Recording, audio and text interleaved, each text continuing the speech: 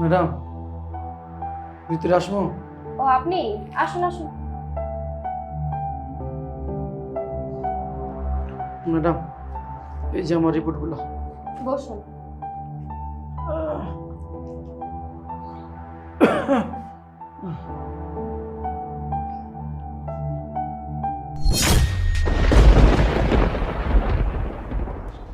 শ্রাবণ, কি ব্যাপার, কি হয়েছে? চিৎকার করলেন কেন? ম্যাডাম, আপনার মোবাইলে যে ছেলেটার ছবি দেখতেছি, এই ছেলেটা আপনার কি হয়? ও ও তো আমার হাজবেন্ড। কি বলেন ম্যাডাম? ও তো আমার ছেলে। কি বলছেন এসব? আমার হাজবেন্ড আপনার ছেলে কিভাবে হয়? তাছাড়া আমার হাজবেন্ড বলেছে ওর বাবা মা কেউ বেঁচে নেই, ও এতিম। কি বলেন ম্যাডাম? আমার ছেলে বলছে আমি মারা গেছি। বিশ্বাস করেন ম্যাডাম, আমার ছেলে মিথ্যা কথা বলছে। ওই আমার ছেলে। আপনি যে বারবার আমার হাজবেন্ডকে আপনার ছেলে দাবি করছেন, আমার হাজবেন্ড যে আপনার ছেলে তার কি প্রমাণ আছে আপনার কাছে? ম্যাডাম, ও আমার ছেলে, আমি ওর বাপ। এর চেয়ে বড় প্রমাণ আর কি চাপ? বিশ্বাস করেন ম্যাডাম, ওরা ছোটটাই ওর মা মারা গেছে। ওর মা মারা যাওয়ার পরে আমি ওর জন্য বিয়ে শাদী করি না। আমি অনেক কষ্ট করে ওরে মানুষ করছি, লেখাপড়া শিখেছি। যখন লেখাপড়া শেষ হয়ে গেছে, তখন আমার ছেলে আমাকে বলছিল, বাবা আমার তো লেখাপড়া শেষ, চাকরি করতে হইব, আমি শহরে যাই। এই চাকরির খোঁজে শহরে আমার ছেলে আইছে। তারপরে আর ছেলের আমার খোঁজ খবর নাই। বিশ্বাস করেন ম্যাডাম, ও আমার ছেলে। ওর সাথে আমার একবার কথা বলাই দেন, একবার কথা বলাই দেন। আপনি এসব কি বলছেন? আপনার কথা তো আমি কিছুই বুঝতে পারছি না। আপনি বলছেন আমার হাজবেন্ড আপনার ছেলে, অথচ আমার হাজবেন্ড আমাকে বলেছে ওর বাবা মা কেউ বেঁচে নেই, ও এতিম। দেখুন, আপনি কি শিওর আমার হাজবেন্ড আপনার ছেলে? হ্যাঁ ম্যাডাম, আমি সত্যি কথাই কইতেছি, ওই আমার ছেলে। আমার একবার আমার ছেলের সাথে কথা বলাই দেন, তাহলেই প্রমাণ হয়ে যাবে।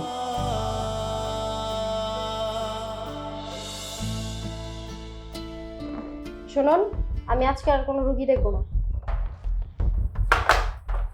ঠিক আছে, আপনি আমার সাথে আমার বাসায় চলুন। তবে শুনুন, আপনার কথা যদি মিথ্যা হয় তাহলে কিন্তু আপনার জন্য ভালো হবে না। চলুন।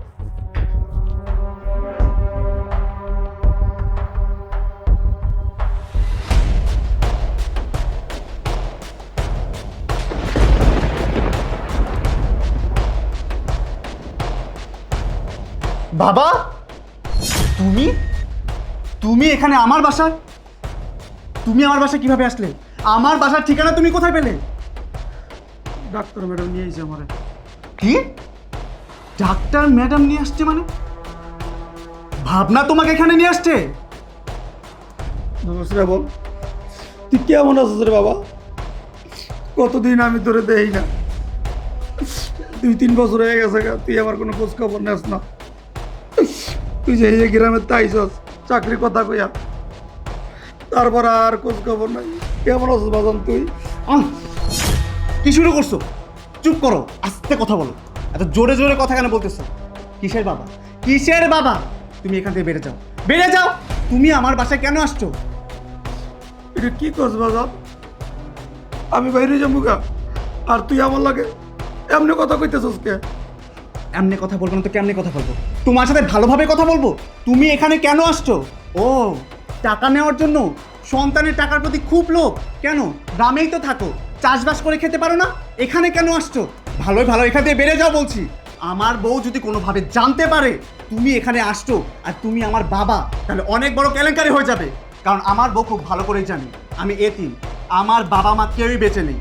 সো তুমি এখন এই মুহূর্তে আমার বাসা থেকে বেরিয়ে যাও, ও সবটা জানার আগে। বাজান, এটা তুই কি কইতেছস? আমি তোর বাপ, আর সবার কাছে কইছ আমি মরে গেছি গা? হ্যাঁ, আমি চলে যাবো, আর শহরে তুই বিয়েও করছস, অথচ আমি তোর বাপ। আমার একটাবার জানাইলি না? হ্যাঁ, বিয়ে করেছি। তোমাকে জানি লাভটা কি? তোমাকে জানলে তুমি কি করতে পারতে? তুমি কি ধুমধাম করে বড় লোকের মেয়ের সাথে আমাকে বিয়ে দিতে পারতে? দিতে তো একটা চাষা বসার মেয়ের সাথে বিয়ে। শোনো, আমি একটা বড় লোকের মেয়েকে বিয়ে করেছি। আর আমার বউ কি করে তুমি জানো? আমার বউ হচ্ছে একজন ডাক্তার, এই শহরের নাম করা ডাক্তার, মাসে লাখ লাখ টাকা ইনকাম করে। শোনো, আমার বউ খুব ভালো করে জানে আমার বাবা মা কেউই বেঁচে নেই, তাই ভালোই ভালোই বলছি এখান থেকে বেড়ে যাও, বেড়ে যাও বলছি। না, আমি কোথাও যাবো না।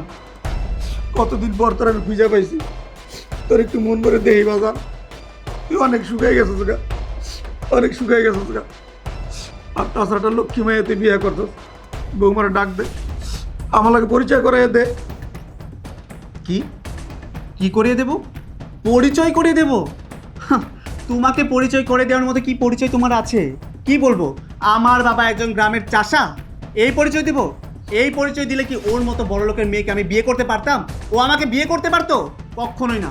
আরে তোমার পরিচয় দিলে তো ও আমাকে বিয়ে করতো না। এর জন্যই তো আমি আমার বউকে বলেছি আমি এতিম, আমার বাবা মা কেউই বেঁচে নেই। ভালোই ভালোই বলছে আমার বাসা থেকে বেরিয়ে যাও, আর যদি বেরিয়ে না যাও না তাহলে কিন্তু তোমার গায়ে হাত তুলতে আমি বাধ্য হবো বলে দিলাম। কি করবি? আমার গায়ে হাত তুলবি? আমারে মারবি? মার, মার, আমার ভাইটা বলা, ভাইটা বলা। আমার এখন আর বাঁচতে মন চাইতেছে না, বাঁচতে মন চাইতেছে না। যে সন্তান রে এত কষ্ট কইরা কোলে পিঠে করে মানুষ তো মানুষ করছি, লেখাপড়া শিখাইছি তোর জন্য।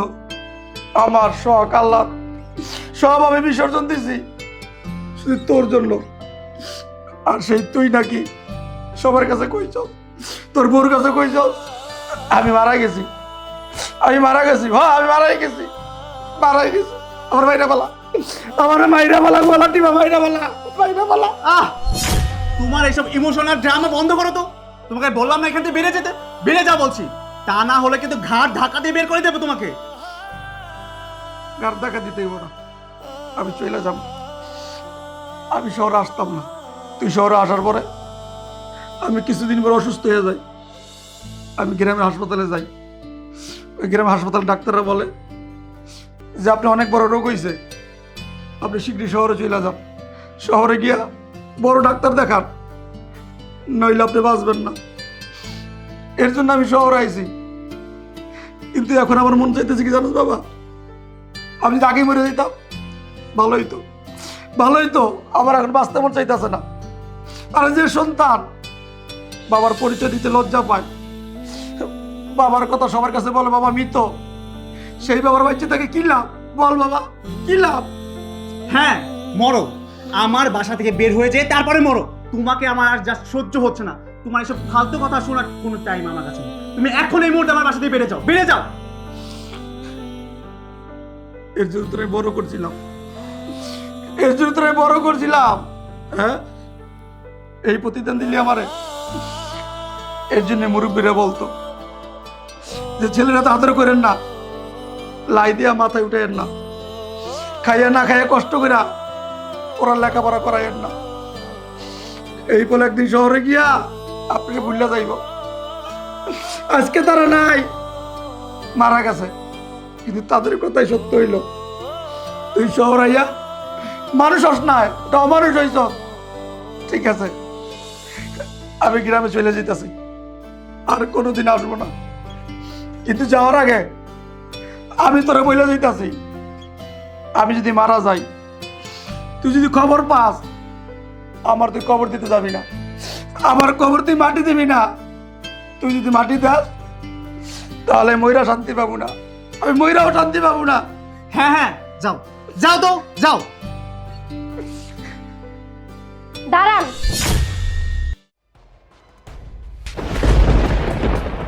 কি ব্যাপার ভাবনা, তুমি আবার ওনাকে দাঁড় করালে কেন? চলে যাচ্ছে, চলে যেতে দাও। এইসব অপরিচিত মানুষদেরকে বাসায় এলাও করা উচিত না। ভাবনা, আমি তোমার হাজবেন্ড, কথা নাই বার্তা নাই, তুমি আমাকে থাপ্পড় মারলে কেন? আমি তো শুধু থাপ্পড় মেরেছি। তোমার মতো অমানুষকে না জুতা পিটা করা উচিত। তুমি তোমার জন্মদাতা পিতাকে বলছো অপরিচিত। কি বলছো কি এসব? ভাবনা, তুমি তো খুব ভালো করেই জানো আমার বাবা সেই কবেই মারা গেছে। আমার বাবা মা কেউই বেঁচে নেই, আমি এতিম। কোথাকার কোন ভিখারি, এটা কি করে আমার বাবা হতে পারে? ভাবনা, তোমার কি হয়েছে? তুমি একের পর এক আমাকে থাপ্পড় মারছো কেন? ম্যাডাম, আসলে আমারই ভুল হয়েছে। উনি আমার ছেলে না, আসলে আমার ছেলের মতো দেখতে তো, তাই আমি ভাবছিলাম যে আমার ছেলে। আমার ভুল হয়েছে, আমি চলে যাই। দাঁড়ান। আপনাকে আর মিথ্যা কথা বলতে হবে না। তুমি আমাকে কি বলেছিলে? তোমার বাবা মা কেউ বেঁচে নাই, তুমি এতিম। তুমি আমাকে ইমোশনাল ব্ল্যাকমেল করেছো। আমি তোমার সরলতা দেখে তোমাকে ভালোবেসে বিশ্বাস করে বিয়ে করেছি, কিন্তু আমি জানতাম না তুমি এত বড় মিথ্যাবাদী। যে মানুষ নিজের জীবিত বাবা মাকে মৃত বলে, সে আর যাই হোক ভালো মানুষ হতে পারে না। ভাবনা, বিশ্বাস করো, আমি তোমাকে অনেক ভালোবাসি। ভালোবাসো? যেই বাবা তোমাকে জন্ম দিয়েছে, তোমার জন্য দ্বিতীয়বার বিয়ে করেনি, এত কষ্ট করে তোমাকে লেখাপড়া করিয়ে এত বড় করেছে, সেই বাবাকে তুমি ভালোবাসো না? আর তুমি আমাকে ভালোবাসবে? হ্যাঁ, তুমি আমাকে ভালোবাসো, তবে সেটা আমার টাকা পয়সার জন্য। তুমি আমার টাকা পয়সার লোভে পড়ে আমাকে ভালোবাসছো, আমাকে বিয়ে করছো। হ্যাঁ, তুমি ঠিকই বলেছো, আমি মিথ্যাবাদী। আমি তোমাকে মিথ্যা কথা বলেছি, আমি তোমার সাথে বেইমানি করেছি, প্রতারণা করেছি, আমি ভুল করেছি। আসলে আমার বাবা গ্রামের চাষা তো, গরিব মানুষ। আমি ভেবেছিলাম আমার বাবার পরিচয় দিলে তুমি যদি আমাকে বিয়ে না করো, এর জন্য আমি তোমাকে বলেছিলাম আমি এতিম, আমার বাবা মা কেউই বেঁচে নেই। আমি তোমার কাছে মিথ্যা কথা বলেছিলাম, আমি ভুল করেছি, অন্যায় করেছি। তুমি আমায় ক্ষমা করে দাও প্লিজ। আমার কাছে কেন ক্ষমা চাইছো? ক্ষমা তার কাছে চাও যার সাথে তুমি অন্যায় করেছো। তোমার বাবা আমার পেশেন্ট, অনেকদিন যাবত উনি আমার থেকে চিকিৎসা নিচ্ছে। তোমার মতো একজন ছেলে থাকার পরেও উনি টাকার অভাবে অপারেশন করতে পারছে না, দিনের পর দিন ধুকে ধুকে মরছে। আরে তুমি কেমন ছেলে? তোমার মতো ছেলে থাকার থেকে না থাকা অনেক ভালো। থাক মা, ওরা আমার কাছে মাপ চাইতে হইব না। আসলে প্রত্যেকটা বাবা মাই অনেক স্বপ্ন, অনেক আশা নিয়ে ছেলে মেয়েদেরকে মানুষ করে কেন শেষ বয়সে আপনার দায়িত্ব নেওয়ার জন্য। আমি আমার ছেলেকে মানুষ করছিলাম, আমি ভাবছিলাম শেষ বয়সে আমার দায়িত্ব নেবে, কিন্তু আমি ভাবি নাই সব বাপ মার কপালে সেই সুখ হয় না। আমার শরীরে যে রোগ বাঁধছে, আমি বেশি দিন বাঁচব না, মারা যাব। সেই সময় তোমার মোবাইলে আমার ছেলের ছবি দেখে চিৎকার দিয়েছিলাম, কেন জানো মা? অনেকদিন আমার ছেলেকে দেখি না। আমি ভাবছিলাম আমার ছেলে কোথায় আছে, কেমন আছে। এখন দেখতেছি আমার ছেলে ভালো আছে, সুখে আছে। ঠিক আছে মা, আমি দোয়া করি তোমরা ভালো থাকো, সুখে থাকো। আমি চলে যেতেছি। দাঁড়া বাবা, তুমি আমাকে ছেড়ে কোথায় যাচ্ছ? আমি তোমার ছেলে, তুমি তোমার আদরের সন্তানকে রেখে চলে যাচ্ছ? বাবা, ছোটবেলায় মা মারা যাওয়ার পর তুমি তো আমাকে মাতৃ স্নেহে বড় করেছো, কোনোদিন মায়ের অভাব বুঝতে দাওনি। শুধুমাত্র আমার কথা চিন্তা করে তুমি তোমার জীবনটা নতুন করে শুরু করোনি। সবসময় আমার কথা ভেবেছো, একটাবার তোমার কথাও ভাবনি। অনেক কষ্ট করেছো, নিজে না খেয়ে থেকেছো, অথচ আমাকে না খাইয়ে রাখোনি।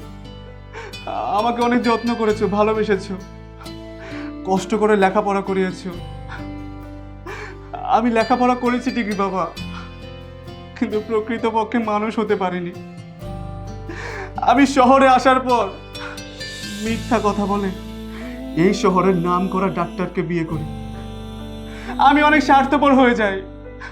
আমি তোমার সাথে বেইমানি করেছি, প্রতারণা করেছি বাবা। আমি তোমাকে অস্বীকার করেছি। আমি আমার বউকে বলেছি আমার বাবা মা দুজনে মৃত। আমার বাবা বেঁচে থাকা সত্ত্বেও আমি পুরো দুনিয়াকে বলেছি আমার বাবা মরে গেছে। বাবা, আমি তোমার কুলাঙ্গার সন্তান, আমি সঠিকভাবে মানুষ হইনি। বাবা, তুমি আমাকে ক্ষমা করে দাও। ও বাবা, বাবা গো, আমি ভুল করেছি, আমি পাপ করেছি, তুমি আমাকে ক্ষমা করে দাও।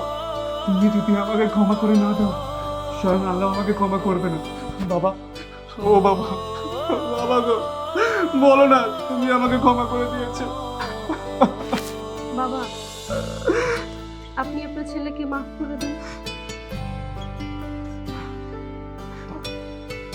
আর কাঁদিস না, তোর কান্না আমি সইতে পারি না। তুই আমাদের একমাত্র ছেলে, তোর চোখে পানি দেখলে আমার বুকটা বাইটে যায়। কাঁদিস না বাবা, যা, আমি তোর মাফ করে দিছি, আমি তোর মাফ করে দিছি। বাবা, আমার বাবা মা নেই, এখন থেকে আপনি আমার বাবা হয়ে আমাদের সাথে এই বাড়িতে থাকবেন। আমি আপনার অপারেশন করব, আপনার কিচ্ছু হবে না, আপনি সুস্থ হয়ে যাবেন। হ্যাঁ বাবা, তুমি এখন থেকে আমাদের সাথেই থাকবে।